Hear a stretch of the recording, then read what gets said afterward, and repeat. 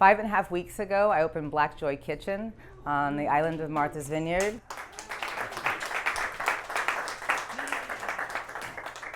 In the historically black town of Oak Bluffs, which is a tremendous honor. Martha's Vineyard is my favorite place on earth. I've traveled to 74 countries. I'm thankfully at a place in my life where I could live in any of those 74 countries. And not only do I choose to live here, I choose to live in this place on purpose. 5.5 weeks ago, we opened Black Joy Kitchen. Things that are unexpected in the food world.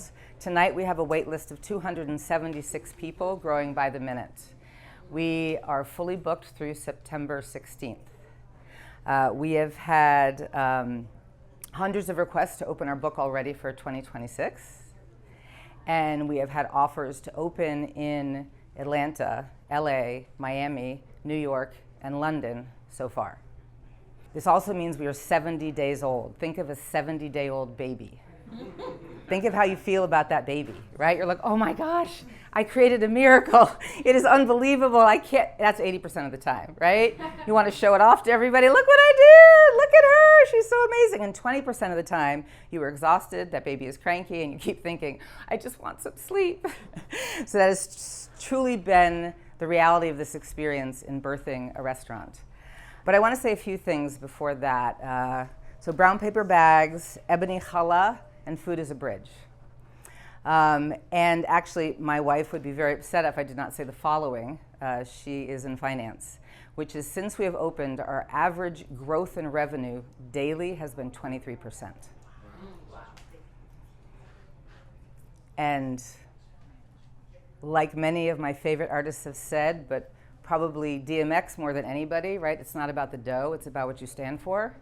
And so that number, I only want to inform the desire, the thirst for what we're doing. So, brown paper bags, ebony challah, and bridges. So brown paper bags, that's where I wrote my notes today. It's a symbol of who I am and how I was raised. I was raised by a single mother who, like many single mothers, sacrificed tremendously for my sister and I so that we could have a better life than she had. She did it at a time in Boston. She was a white woman raising 2 black children in the crux of the most racist time in the history, maybe of our country in some ways. As we were integrating schools, we were bused. We were bused for 6 months, and then my mother did extraordinary things so that that would no longer be our reality. But she raised us on this paper bag model. Paper bags, when I was growing up, they were note cards. We didn't have parchment paper. I didn't even know what that was until I was about 30 years old. Anytime we needed parchment paper, we just took a paper bag and put it on a sheet. We used paper bags to start fires so that our home would be warmer. But also, paper bags were a symbol that we were raised to be humble. We were raised to use every resource, to not waste things. And not just in a way that says, don't throw away the top of the onion. But more significantly, every resource you have to think, how could I use this resource in a variety of ways, which has become incredibly important since now I'm an executive chef, to never feel bad for ourselves. Never one day when I was growing up did I feel like we didn't have enough. And we always had just enough. In fact, we rarely went out to eat. And we grew up in a community where many people did that, and we could not afford to do that. And I remember feeling shame about that when I went to school or I was at camp or on the playground. And my friends would talk about what it means to go to a restaurant. The fourth thing about the paper bag is this whole idea of living a life that contributes. Right? We were expected every day from the time we were very little. We participated in a food co-op. Right? At 6 or 7 years old, I was in there portioning cheese because that's how we could get food much more affordably and, more importantly, feed our entire community. The way that this shows up now in my life is 4 months before we opened the restaurant, while we were still waiting for permits and staffing and painting the building and ordering furniture, we decided we were going to have Family Meal Fridays here on island. And that meant that two Fridays a month, we opened our doors, we created a very fancy menu because chefs love to play. We did a night from the Emilia-Romagna region, 8 courses. We did a night from Southeast Asia, 9 courses. And we invited families to come, whatever definition of family you wanted. And at the end of the night, when you finished your meal, you got a check. And that check said, thank you so much for coming. Pay what you can. And we had families of 12 who came and paid $12. And we had families of 6 who came and paid $100 each. And the families never had any idea who was doing what. what they did was they brought their children, they brought their grandmothers, and those grandmothers started talking over tables. And those children started running around and seeing their friends from school. And I hope that at least one of those children was saved from the shame that I had of not being able to go out to dinner and nobody knowing that their family was there out of kindness and the grace of others. So it's an important thing to know about me. Ebony challah. So one of the tremendous sacrifices my mother made, she was raised Catholic on a farm in Connecticut as a white woman, fell in love with my father, a black man who was a ballet dancer, and they moved to Boston.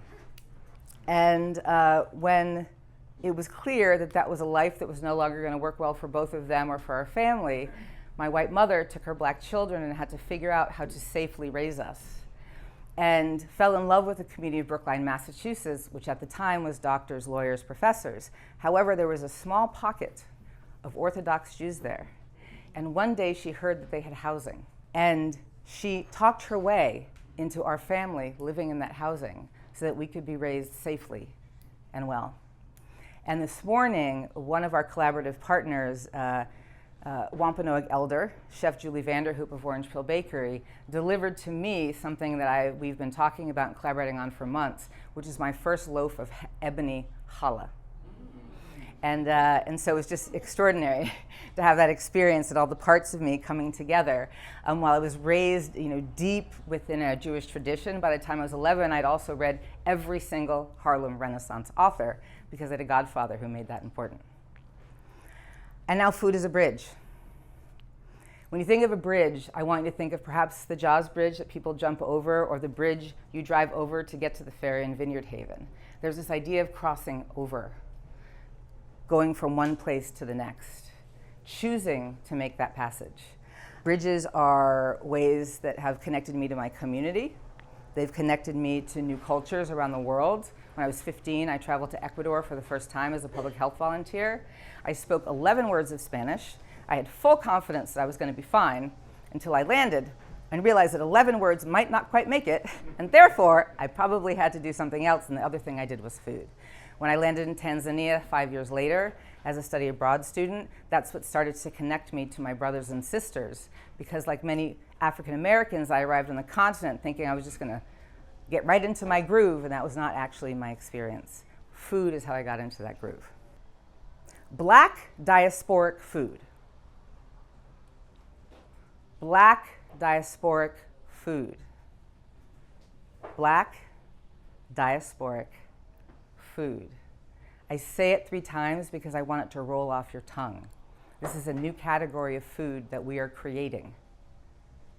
We are working with Toast, with Resi, with Open Table, so that we cannot be categorized as international, but we can be categorized by who and how we are, which is people uplifting the food of melanated people by creating a menu that shows us the power and the beauty of Black diasporic food. So at Black Joy Kitchen, we honor the power of Black people to bring people together from around the world, because Black people are everywhere. We are everywhere. If you go to Paris, the streets are filled with Black people. You go to Tel Aviv, the streets are filled with Black people. Obviously, if you go to the continent of Africa, the southern United States, all throughout the Caribbean, the southern tip of South America, we're everywhere. You go to Tahiti, we are there too. And we want people to know that and to think that when they walk into the kitchen. And you feel that because you smell spices from Ethiopia.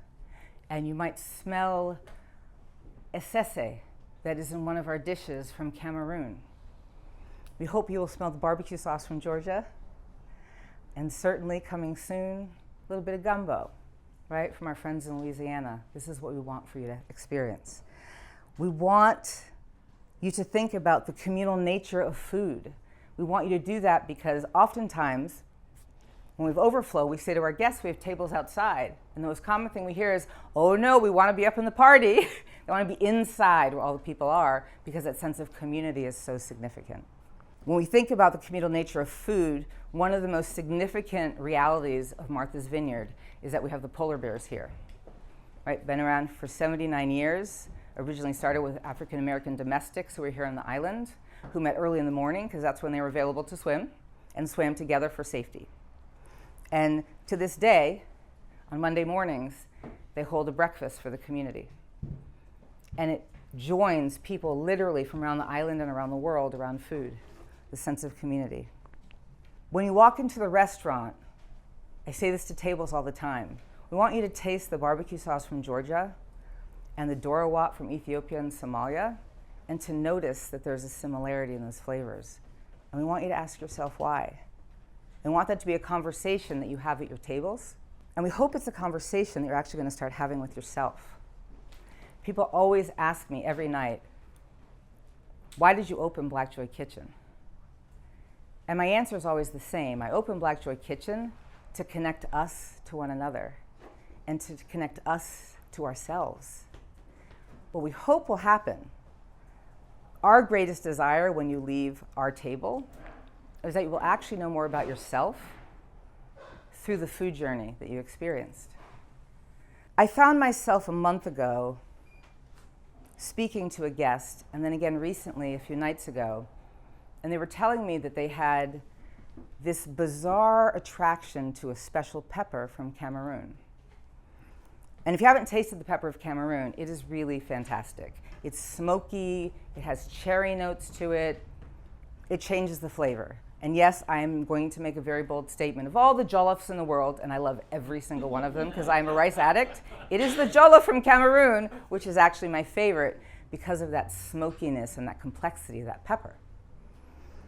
But 2 different conversations a month apart with people who told me, I've always loved this pepper from Cameroon. Do you have it? And we do. It's in 3 of our dishes. And the gentleman last night said, I went 12, 15 years seeking out this flavor.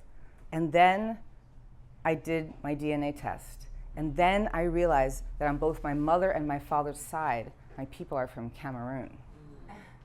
And I said, and this is where we get to recast epigenetics. As Black people, we often hear that term associated solely with trauma, right? That we have trauma in our bodies, trauma in our lives. We have higher level disease patterns because of our epigenetic trauma. At Black Joy, we're recasting that. That epigenetics is also about our joy, the joy in our bodies, the joy in our beings. Like that feeling of, I know this is intuitive to me, I get this. And night after night at the restaurant, that's what we experience. People saying, I have never had this, but I feel like I have wanted this my whole life. The final thing I want to say is that I was interviewed the other day, and the interviewer said to me, do you feel like you're elevating the food of Black people or the food of melanated people at Black Joy Kitchen? And I said, we can't elevate something that's already extraordinary. What we are doing at Black Joy Kitchen is using the food of melanated people to remind all of us of our magnificence. Thank you.